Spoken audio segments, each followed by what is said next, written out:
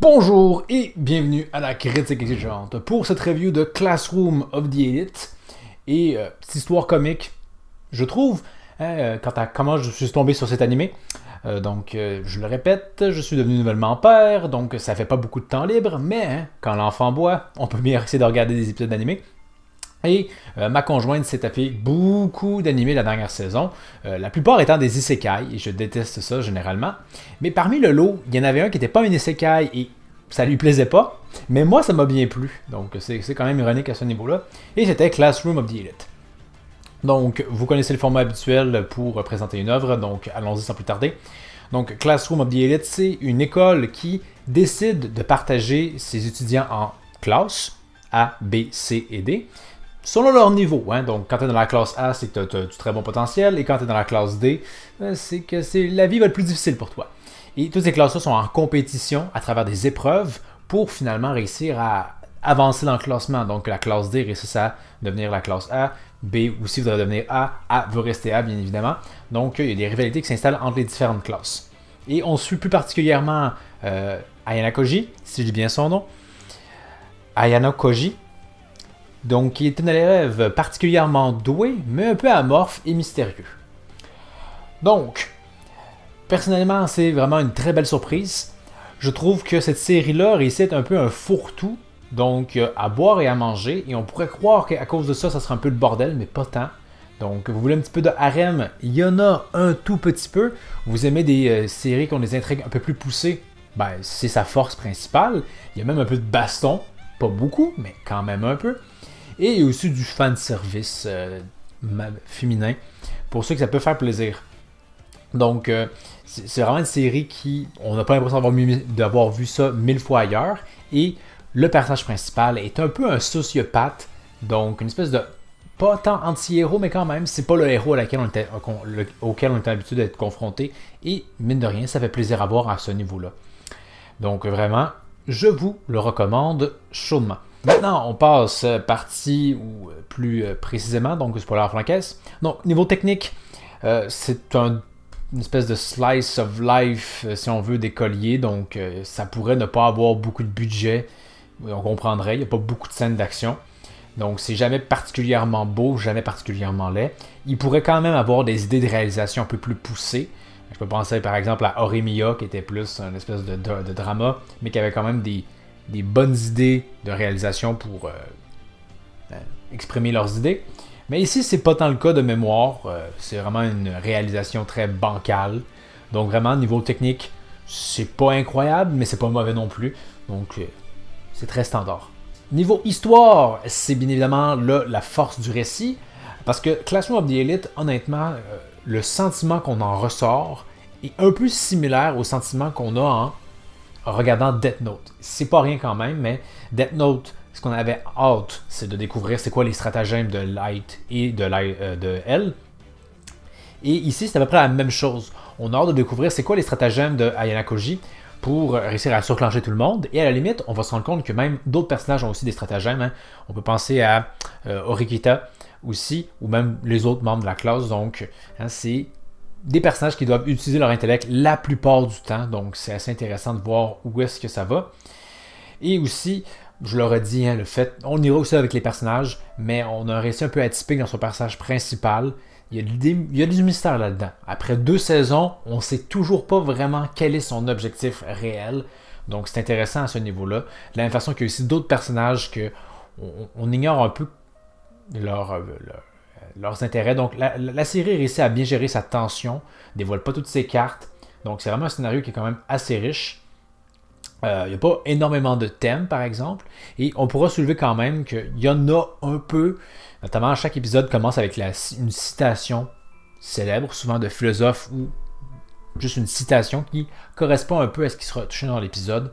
Ça mérite de faire réfléchir et de cultiver les gens, ce qui est toujours une excellente chose. Donc vraiment, niveau histoire, c'est la force du récit. Le bémol parfois, c'est que honnêtement, il y a certains jeux, épreuves, d'école avec des points, que les règles sont excessivement compliquées. Il faut carrément mettre ça sur arrêt et réfléchir, ok. Il y a ça des fois qui, je trouve, c'est bien que ça soit compliqué, mais des fois c'est vraiment un peu trop compliqué.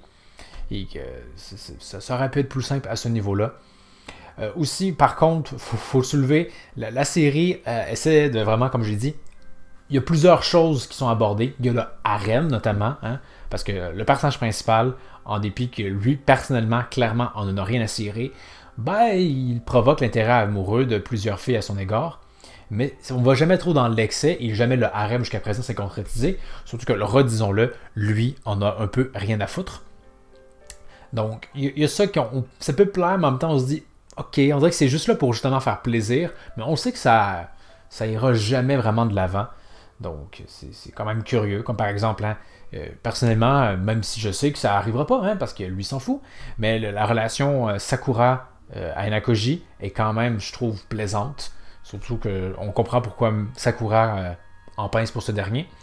Puis, de la même façon aussi, la relation entre Ray et lui aussi, même si je sais que c'est quand même pas fonctionnel, mais même lui semble peut-être se dire que peut-être qu'éventuellement que oui. Mais bref, c'était quand même intéressant, mais je peux comprendre que ça peut rebuter cette personne qui aurait peut-être voulu qu'on ne mette pas ça dans le scénario. De la même façon, je pense que dans la saison 1, il y a un épisode qui est entièrement dédié à des garçons, qui leur but c'est de mettre des caméras dans le vestiaire des filles. Ça faisait pas tellement avancer l'intrigue, c'était vraiment plus un épisode comique. Je pense qu'on aurait pu le sauter à ce niveau-là. Et maintenant, passons aux personnages. Il y en a une tonne. Ils sont généralement tous quand même bien traités à travers les 2 saisons. On les comprend bien.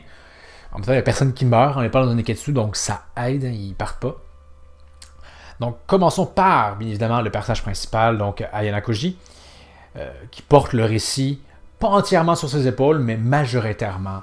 Parce que c'est un sociopathe. Avec ce qu'on a vu, on comprend que il n'a pas été élevé de façon à considérer les relations humaines comme étant du bonheur. Il les voit davantage comme des pions pour parvenir à ses fins.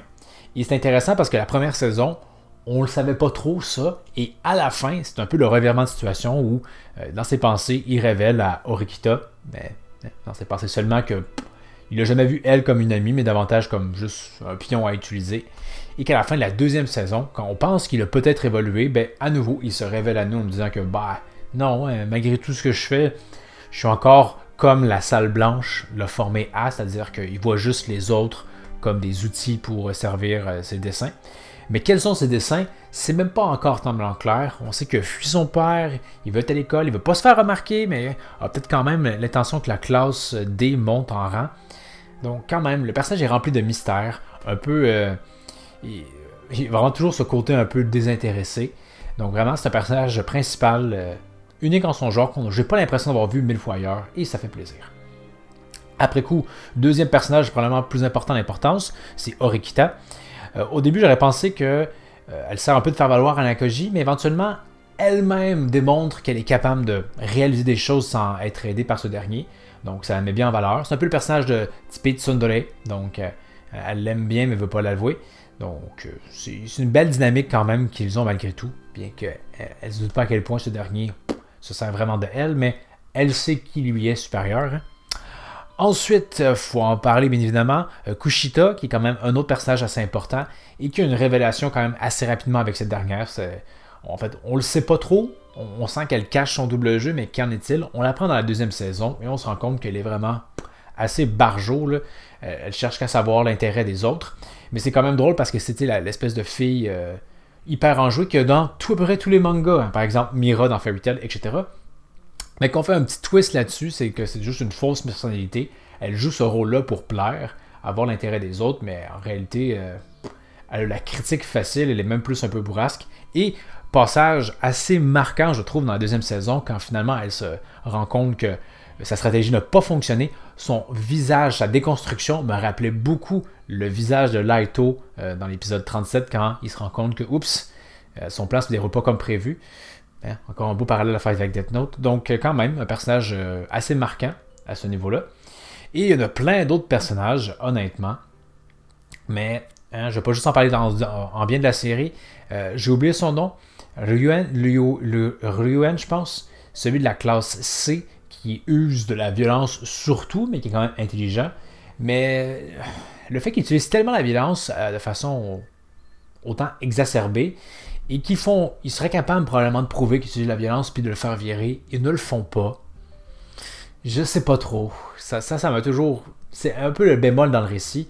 Tout ce qui touche son personnage au niveau de l'histoire, je le trouvais moins intéressante. Éventuellement, il sait que c'est probablement Ayano Koji ou un autre qui est le véritable chef de la classe D. Et malgré tout, il cherche partout. Même s'il y a Kushida qui peut probablement lui dire que comme, ouais, je suis pas sûr à 100%, mais à 95% que c'est probablement Ayano Koji, là. Donc, toute cette quête-là de comme qui me l'apairait, puis la faire parler, blablabla, j'y croyais pas trop. Et c'est dommage parce que c'est un récit qui s'articule à travers la richesse de son scénario, de ses péripéties. Et là, le bas blessé à mon avis, même si ça laissait, on a pu voir que Ayano Koji est une bête en combat et qu'il y avait toute sa révélation de son plan pour faire de Rei vraiment un soldat parfait, un soldat très fidèle. Mais quand même, tout ce qui touche le personnage de Ruyen, ça m'intéresse plus ou moins pas. Et il y a d'autres personnages, mais je pense que j'ai parlé des plus importants. Donc, globalement, il n'y a pas de personnage qui vraiment, à part Yuen, mais même là, il me faisait pas si chier que ça. Donc, c'est bien. Il n'y a pas des personnages vraiment trop casse-couilles dans la série. Il n'y a pas de Zenitsu. Donc, ça fait quand même bien plaisir. Et allons-y avec les génériques, qui sont pas exceptionnels à mon avis. Vraiment. Je garde un meilleur souvenir du premier générique. Je trouve que la musique et le jumelage avec ce qu'on voyait était meilleur. Le deuxième générique, il y a des petits moments un peu de fulgurance. Je pense notamment à celui où justement il y a Ryuen puis on alterne les différentes images. Mais je sais pas, c'est pas des génériques qui, ni l'un ni l'autre, je trouvais vraiment très marquants. Puis je trouve dommage parce que c'était vraiment une très bonne série. En même temps, vu que c'est pas un shonen neketsu, c'est toujours un peu plus difficile. Parce qu'il y a moins de comme péripéties qu'on peut mettre de l'avant et qu'on fasse comme oh mais qu'est-ce qui va se passer? Il faut davantage mettre en avant le ton de la série. Ce que par exemple Durarara faisait très bien. Mais donc c'est des bons génériques, pas mauvais pour autant, mais pas exceptionnels. Honnêtement, ça se sautait un peu beaucoup. Et les génériques de fin, j'en garde aucun souvenir. Donc c'est dire. Donc c'est ce qui conclurait mon avis sur Classroom of the Elite. Donc une vraiment belle surprise. Déjà que la deuxième saison, c'est celle qui sortait, donc ça existait depuis un petit bout de temps. J'attends avec grande impatience la troisième, voir comment tout ça peut bien se continuer, se terminer, quel est l'objectif de Ayano Koji. Donc, si vous aimez un récit qui est fort sur son scénario, je dis pas que c'est incroyable, mais ça bat facilement la moyenne, qui est jamais très élevée, là. Foncez sans hésiter, surtout aussi si vous voulez voir un récit qui a un personnage principal qui sort de l'ordinaire, ben vous serez servi assurément. Donc, merci d'avoir regardé. N'hésitez pas à donner votre avis par rapport à la série, si vous l'avez consultée. Pour la prochaine critique exigeante, j'ai vraiment beaucoup d'idées ces temps-ci. J'aurais pensé faire peut-être à la défense de Flash, un film que j'ai écouté, qui est mal aimé, mais pourtant, moi, je l'ai bien apprécié, donc, histoire de dire pourquoi. Également, j'ai aussi tenté de regarder la dernière saison de Baki. Je me suis dit, hey, avec l'homme préhistorique, on m'a dit que c'était bon. Non. Et autant j'aime toujours louanger Genka Ashura, frapper sur Baki, c'est toujours aussi agréable. Et je sais que certains d'entre vous apprécient bien quand je démolis des choses. Donc, je risque d'être assez acerbe à l'égard de cette série-là, qui m'a fait perdre du temps, mais que j'ai quand même voulu aller jusqu'au bout. Donc, nous verrons bien ça la prochaine fois. Donc, merci d'avoir regardé. N'hésitez pas à commenter, vous abonner et plus encore. Et je vous dis à la prochaine.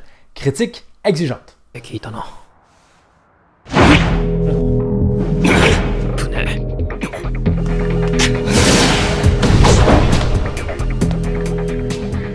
動きだな。何か習っていたのか。ピアノと書道なら